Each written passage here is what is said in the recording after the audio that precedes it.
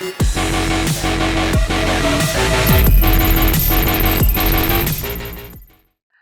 zero trust model is a security concept based on the belief that organizations should not automatically trust anything inside or outside its perimeters.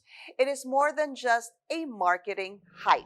Let's learn more about this topic from Mr. Eric Skinner, Vice President of Market Strategy at TrendMicro. Prior to TrendMicro, Mr. Skinner held senior management positions in a healthcare mobile startup and at digital identity solutions provider Entrust, where he was CTO and VP product management. His experience covers advanced threat detection, endpoint and mobile security, detection and response approaches, machine learning as applied to cybersecurity, and identity and authentication technologies.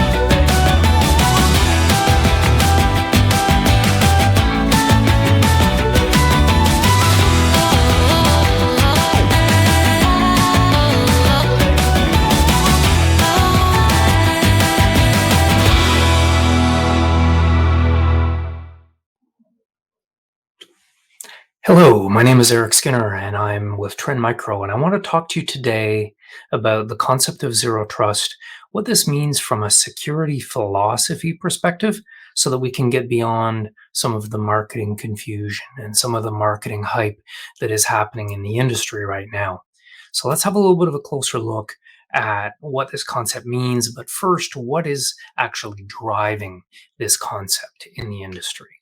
So when we think about pain points for large organizations and small organizations, COVID-19, of course, has had a dramatic impact on organizations in the security organizations because of the shift to work from home, all kinds of enablement for new ways to work, all kinds of changes in configuration of the environment, and a huge expansion in the attack surface for how attackers can get into resources that belong to your company. From a complexity perspective, a lot has got much more confusing and more complex. When you think about how many configs are in the environment, how complex the network is, how much change has occurred with respect to where traffic is flowing and how you have to keep track of all of that and how to connect all these pieces together to make them work. So that has made the entire environment more complex. Then there's a visibility challenge with respect to how people are working in remote locations or from home using shadow IT services, doing things off the network. So the traditional perimeter security model isn't seeing all the traffic anymore, shifts to cloud, which are causing pain with respect to some of the ways that IT normally sees what is going on in the organization.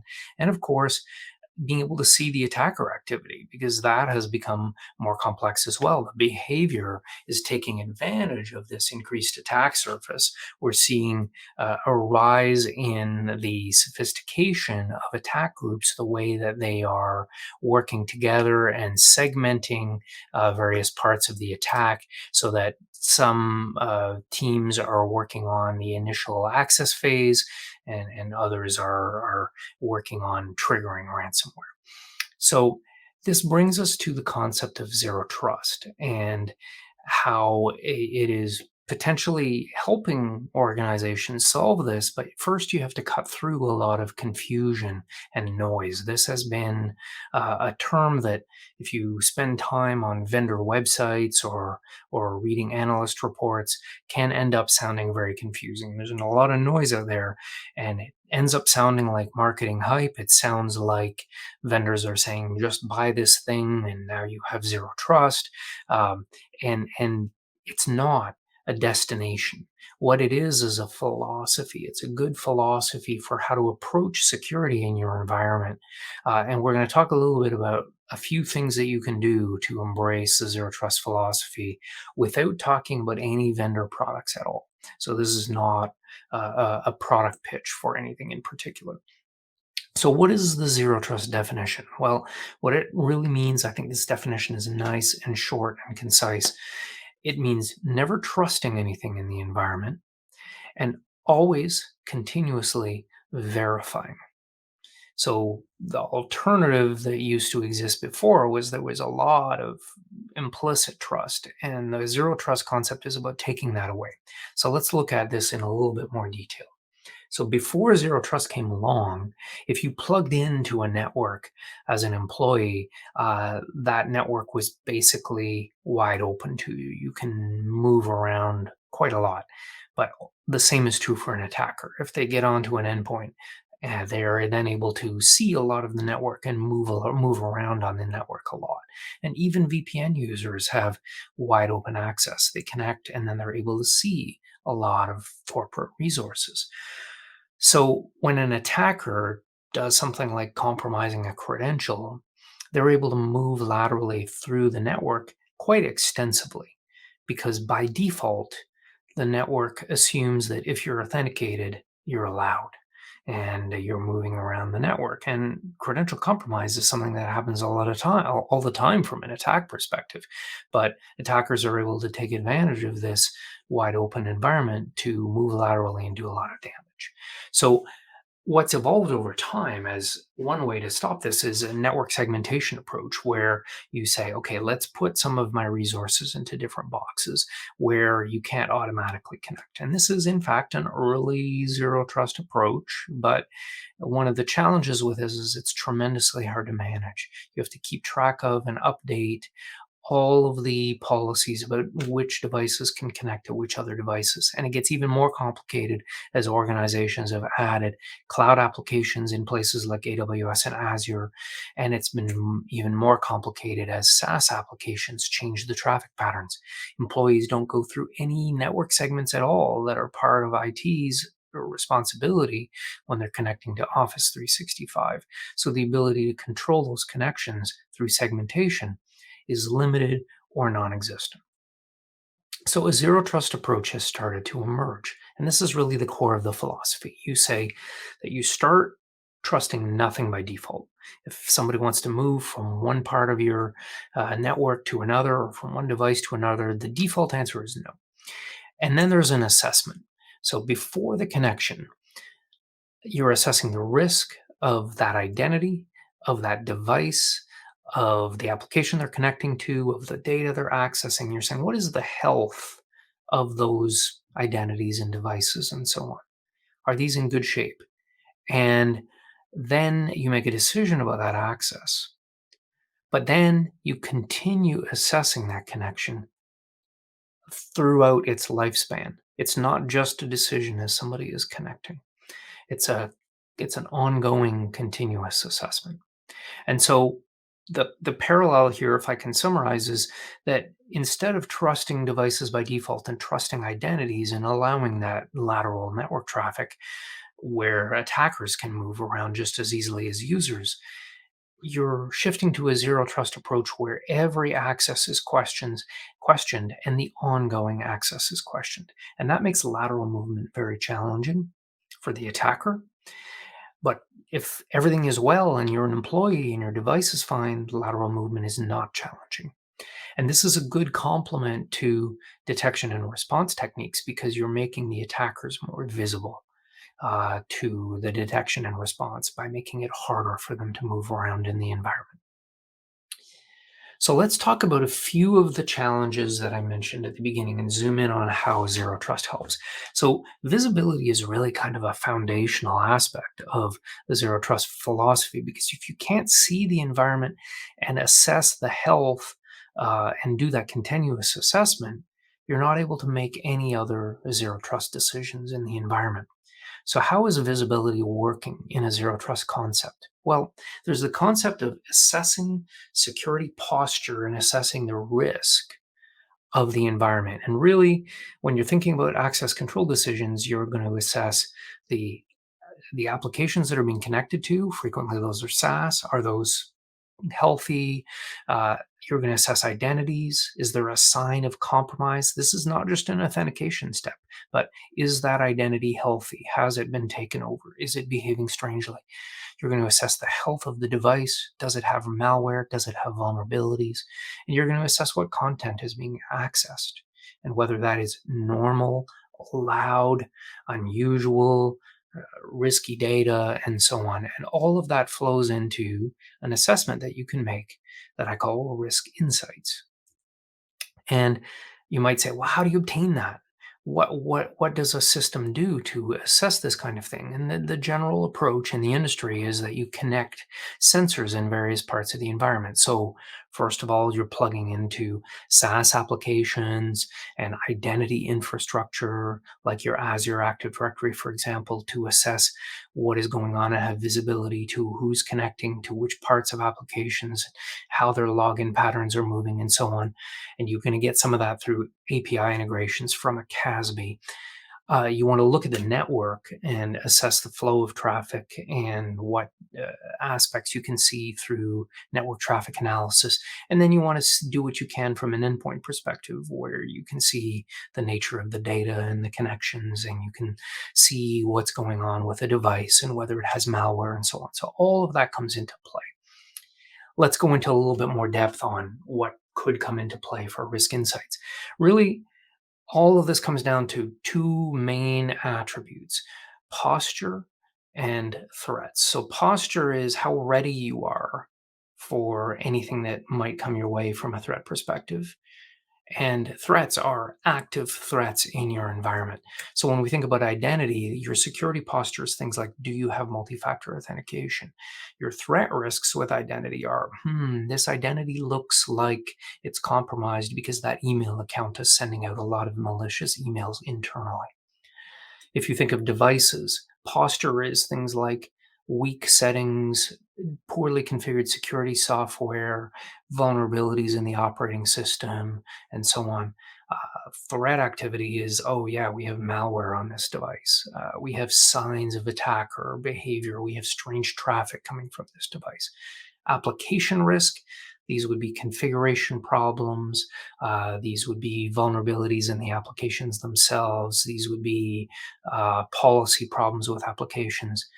Threat risks would be, oh, there's evidence of attacker activity exploiting those applications. And then the data is about things like misconfigurations for storage, data stored in the wrong locations or with the wrong access controls, and then risks are being assessed based on DLP triggers and so on. So this is a really good model to think about what visibility do you have in your environment anyway, because all of this comes into play with respect to making decisions about access control. So when we think about how risk insights would be used in a zero trust environment, well, You might get dashboards for the security team, for the CISO, and so on, but you also want a lot of automated things to happen. You want prioritization for corrective actions that the security team needs to take manually or automatically, what things they need to do that are going to resolve security risks and security posture issues that are going to have the biggest impact. You want to see APIs where an enterprise or third parties can connect and query what Risk Insights has to say about a user or a device or so on. And you want to power really good decisions in an automated way in network access control solutions that are evolving with respect to zero trust approaches to access control, and that relates to some new terms that I'm going to describe next: SASE and ZTNA or ZTNA. So let's talk about what those terms are in the context of, well, okay, what are all the things that people can do after they get some visibility and after they're able to assess the risk of devices and identities and applications and so on. Well, some of the zero trust projects that customers take on are things like deploying multi-factor authentication to verify identities. That's important. Segmenting the environment or micro-segmenting the environment and structuring things like DMZs to restrict traffic flow. That is a zero trust technique that can be used. Denying applications from running by default. That's an application safe listing technique where you say, if I've never seen this application before, I haven't explicitly authorized it, I'm not allowing it to run. That is a zero trust philosophy applied to whether or not to allow executables to open, and it's tremendously effective. But let's talk about access control and some of the buzzwords that are coming up in the industry, and hopefully I'll help you understand where they all fit together. So some of the aspects of securing access to SaaS applications relate to getting visibility and control over those traffic flows and over those SaaS applications. And that's done through technologies such as Cloud Access Security Brokers, or CASB, as well as secure web gateways. That on its own will get you the SaaS application visibility and control. But you also want to think about your internal applications that you deploy in your data center or in AWS or Azure, where a CASB approach is not going to be appropriate. There's a new technology emerging called ZTNA, or Zero Trust Network Access, that aims to provide a point-to-point connection for just that one application that you need to access, unlike a wide open VPN. And when you take those two boxes on the right and merge them together, you're getting what is called by Gartner and now by the rest of the industry, Secure Access Service Edge, or SASE. And so if you've been wondering, but what is SASE really? This is a simplified definition. So these are some of the things that people do to achieve a zero trust philosophy or to get closer to a zero trust philosophy. There are many other things that you might do, but these are things that are coming up often.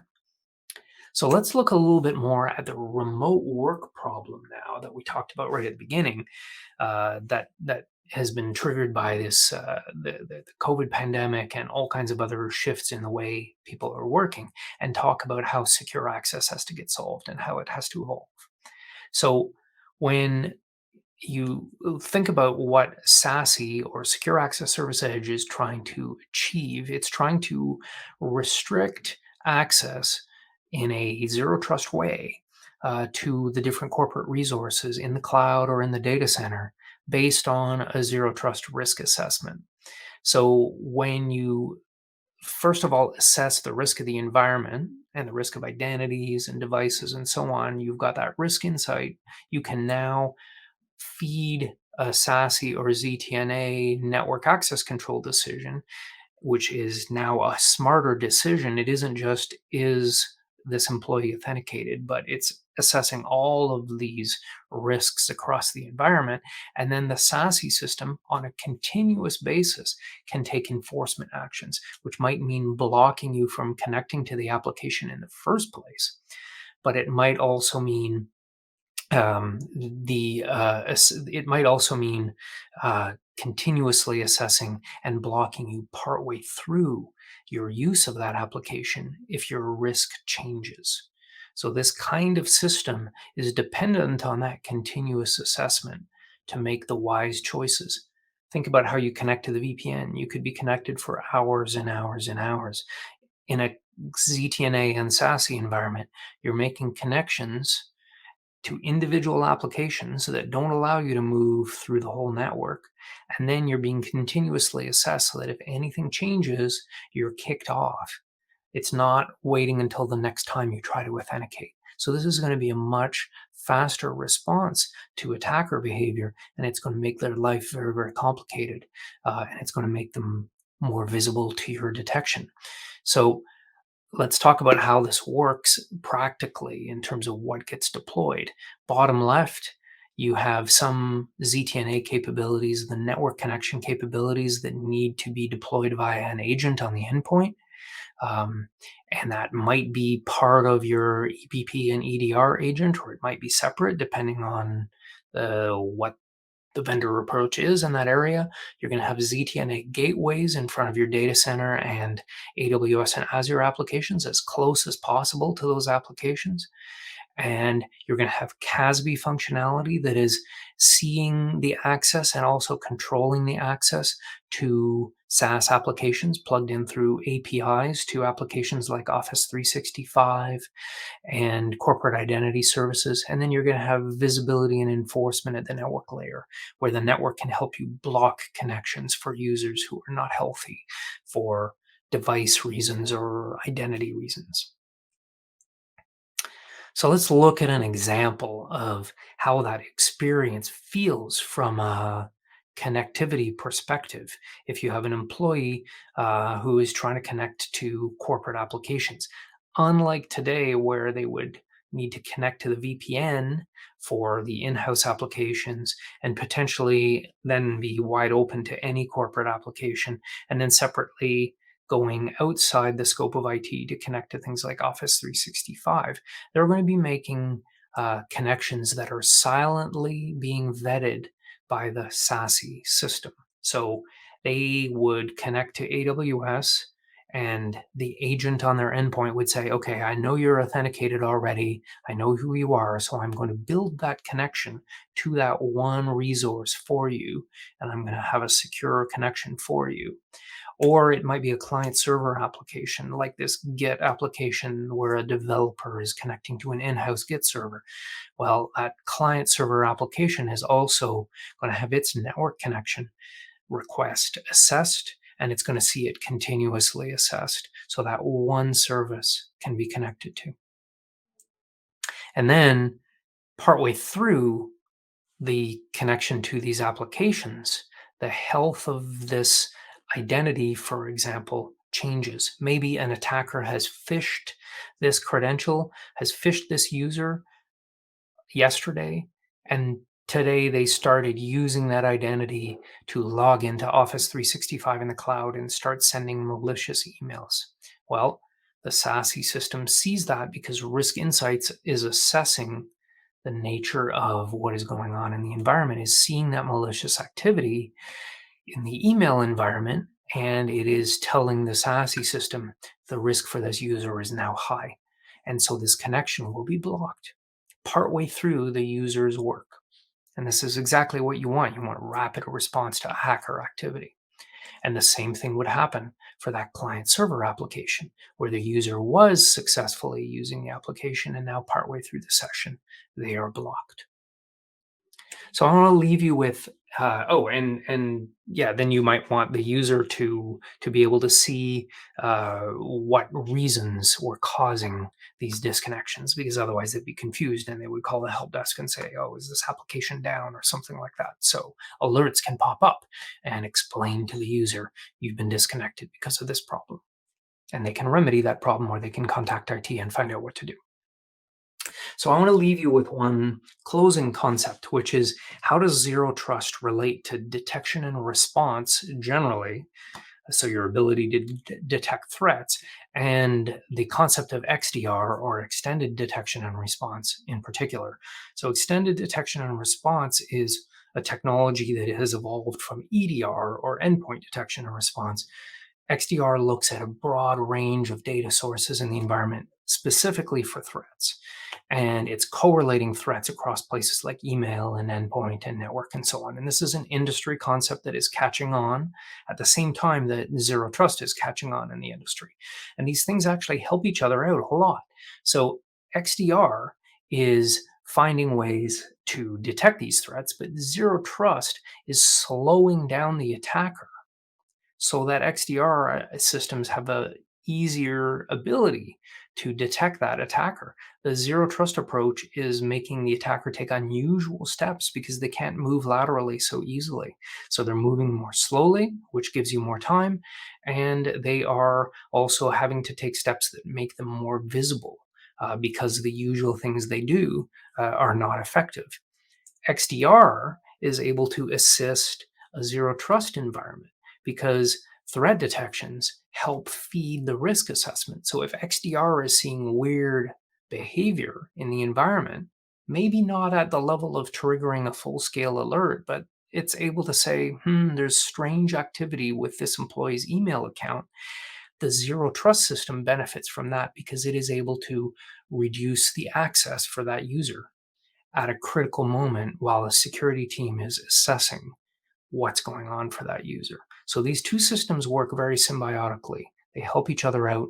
They deliver a better opportunity to catch the attackers and to respond quickly before the attackers are able to trigger substantial damage, such as stealing data or triggering ransomware in your environment. So I encourage you to check out the zero trust philosophy to try to cut through the chaos and the confusion and look for opportunities to do things in your environment that are going to help slow down the attackers. First of all, by getting good visibility to your environment, and then implementing something like a SaaS system that can help you control access to corporate resources in a finer grained way. So with that, thank you very much. I appreciate the opportunity to present to you. And I wish you a very good conference.